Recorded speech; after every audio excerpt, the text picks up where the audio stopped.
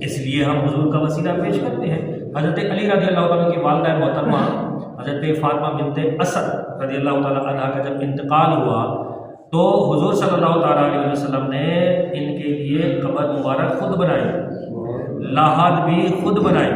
پھر اس لاحد میں تھوڑی دیر کے آپ سو بھی گئے تھے اور دعا بھی کی تھی کہ اللہ میرے وسیلے سے، نبیوں کے وسیلے سے، سابقہ انبیاء کے وسیلے سے اس پر رحم فرما، تو ارحم الراحمین ہے۔ سبحان اللہ۔ جس کے لیے حضور خود دعا فرما دے اس کی قبر میں انوار کا عالم کیا ہوگا۔ سبحان اللہ۔ حضرت فاطمہ بنت اسد کے لیے صرف اپنا وسیلہ نہیں، سابقہ انبیاء کا وسیلہ بھی خود نبی نے پیش کیا مغفرت کے لیے۔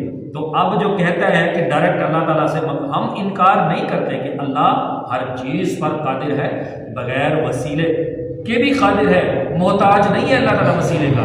اگر کوئی یہ یقین رکھے کہ اللہ وسیلے کا محتاج ہے تو یہ کفر ہے، یہ بات درست نہیں ہے، وہ بے نیاز ذات ہے۔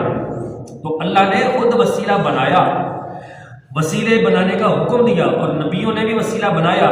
یہ جو میں درس میں سنا رہا ہوں تابوت سکینہ، یہ کیا چیز ہے؟